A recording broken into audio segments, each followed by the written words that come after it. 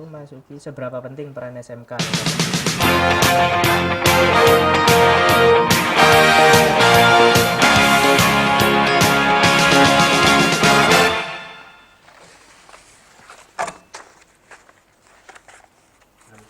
Ya, selamat siang pemirsa. Indonesia adalah salah satu negara dengan jumlah populasi terbesar keempat di dunia. Dan di Indonesia mempunyai penduduk dengan usia muda sangat besar. Lalu untuk memasuki era industri 4.0, SMK dituntut untuk bisa menjadi salah satu motor penggerak perindustrian di Indonesia. Dan untuk membahas bahasan kita kali ini bersama saya Timothy Suryadewata, sudah hadir dua narasumber di studio Surabaya TV. Kita akan menyapa beliau dulu. Ada Bapak Suhartono dari Dispendik Jawa Timur. Dan juga sudah hadir Bapak Dimas Pramuka Atmaji selaku seniman. Kita sapa dulu. Selamat siang Bapak. Terima kasih sudah hadir di studio Surabaya TV. Nah, untuk mengawali perbincangan kita kali ini, berbicara masalah SMK sendiri. Memasuki era industri 4.0 ini Bapak, seberapa penting sih peran SMK dalam mendukung pergerakan industri nasional?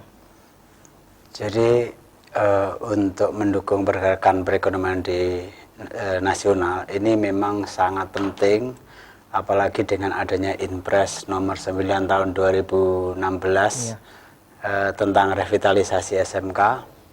Ini menunjukkan bahwa pemerintah sangat peduli terhadap pembelajaran yang dilaksanakan di SMK melalui kegiatan-kegiatan vokasinya. Harapannya dengan kegiatan pembelajaran mengarah kepada vokasi ini akan memutus rantai kerja. Jadi mereka sudah tidak lagi menjadi pengangguran begitu lulus, sehingga bisa mengoptimalkan perannya di masyarakat sesuai dengan kompetensinya itu. Berarti ketika mereka lulus nggak harus bingung ini ijazahku mau tak taruh di mana. Gitu. Nah, tadi dibilang ada pendidikan vokasi. Ini kan merupakan salah satu sistem pendidikan baru yang ada di Indonesia. Bisa dijelaskan vokasi sendiri itu seperti apa sih penerapannya? Sebenarnya bukan hal yang baru untuk pendidikan vokasi di Indonesia, tetapi sebenarnya vokasi sekarang adalah pengembangan bahwa masyarakat sekarang itu betapa pentingnya sekarang pendidikan vokasi untuk mengantisipasi banyaknya jumlah pengangguran tataran lulusan SMK. Kalau kita pernah membaca sebuah penelitian dari Kompas bahwa untuk jumlah pengangguran terbesar ini dilakukan oleh lulusan SMK. Nah, inilah yang kadang-kadang yang membuat kita introspeksi, apakah benar seperti itu? Sehingga bagaimanapun juga sekarang proses pembelajaran di SMK itu kita sudah berpikir kepada bagaimana anak nanti lulus, sehingga kita berpikirnya kurikulum itu tidak hanya berkutat pada kurikulum yang seperti biasa kita ajarkan, tetapi kita akan melihat kebutuhan industri. Jadi kurikulum-kurikulum yang kita lakukan di SMK ini adalah melihat kebutuhan-kebutuhan industri, dunia usaha, sehingga begitu anak itu keluar dari SMK maka ada dunia industri dan dunia usaha yang sudah bisa menerima tenaga-tenaga yang keluar dari SMK itu. Nah, dalam artian berarti si siswa SMK ini mereka mendapatkan pengajaran sesuai dengan bidang yang ditekuninya. Betul. Seperti tadi misalkan memilih perhotelan, otomatis harus ada dia yang ahli di bidang itu. Untuk tenaga pendidiknya sendiri, apakah diambilkan dari guru pengajar yang sudah ada di sekolah atau mengambil praktisi dari luar? Oh, ya gini. Jadi proses pembelajaran ini guru di SMK itu ada 3 kategori, guru produktif, guru normatif, dan adaptif.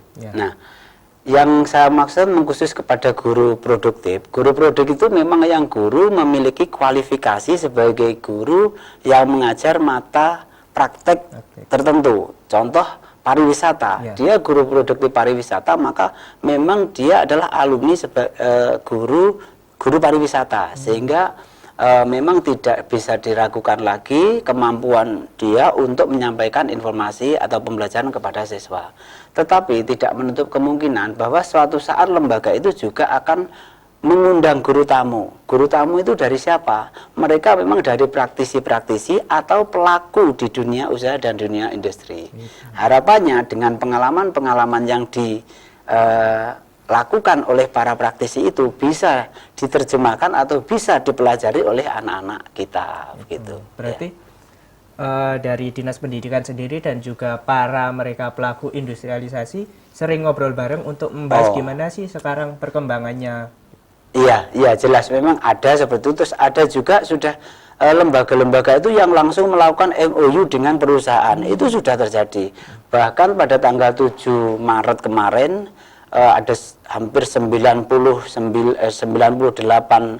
perusahaan yang langsung bekerja sama dengan hampir 300 lembaga SMK se-Jawa Timur. Nah, artinya ini memang ada komunikasi yang dibangun antara lembaga SMK dengan dunia industri. Karena lembaga SMK ini adalah penyedia tenaganya, kemudian dunia industrinya adalah sebagai produk yang harus kita kerjakan oleh anak-anak kita. Oke, baik Bapak. Beralih ke Pak Dimas.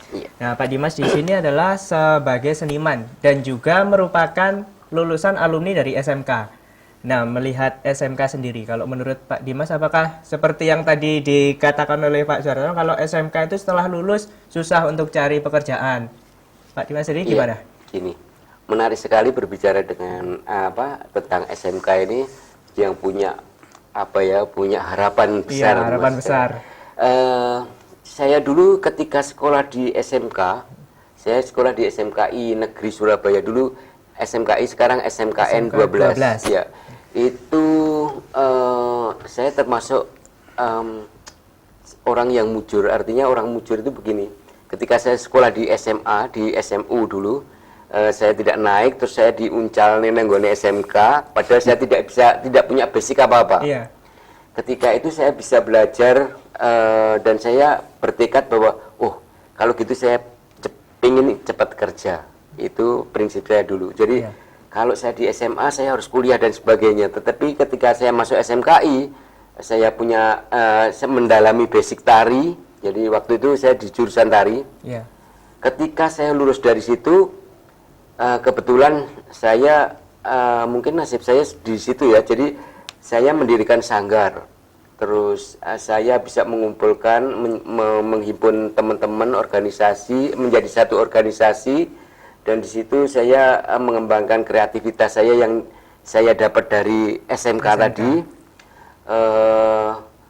Jadi saya sudah tidak berpikir bahwa saya harus ikut orang dan sebagainya. Saya bisa mengembangkan itu dengan saya anggap itulah pekerjaan saya sehari-hari dan saya harus menciptakan tari. Saya ajarkan ke sana, di sana ditanggap sana dan sebagainya. Itu kan menurut saya sangat mujur itu di situ tadi. Jadi dan saya belum memikirkan saya harus kuliah lagi, tetapi karena saya sudah lulus SMK terus saya sudah bisa cari duit, kadang-kadang sudah lupa mau sekolah lagi. Nah, kalau berdasarkan pengalaman Pak Dimas sendiri selama menempuh pendidikan di SMK, untuk bekal yang didapatkan itu apakah sudah sesuai atau sudah cukup besar sekali atau seperti apa?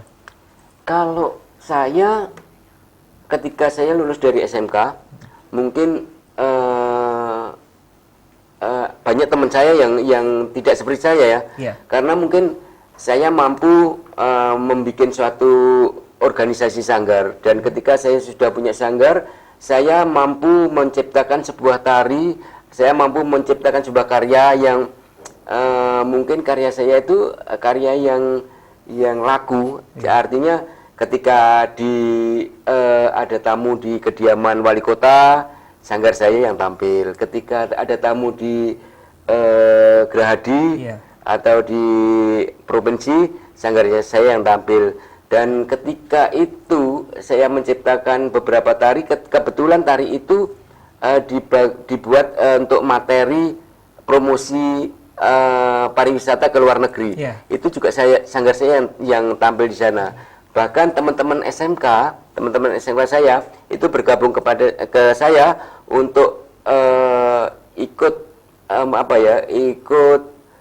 memperkuat supaya sanggar ini menjadi suatu sanggar dan ya itulah untuk menjadi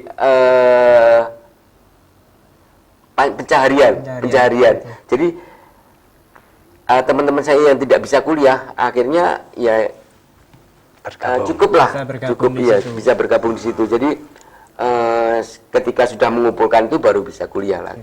Berarti kalau saya boleh menarik kesimpulan, ketika lulus dari SMK sudah tidak bingung lagi, aku mau kerja di mana, kerja ikut orang. Itu masih zaman saya masih tahun berapa itu ya. Tapi kalau sekarang malah punya harapan besar saya kira. Begitu nih Pak. Iya, betul. Dan diharapkan juga SMK sekarang juga bisa seperti itu Pak. Nah, untuk menghadapi era di industrialisasi 4.0 ini, apakah ini adalah menjadi suatu tantangan besar untuk SMK dan juga para generasi angkatan kerja baru? Tapi jangan dijawab dulu, kita kembali setelah pesan-pesan berikut.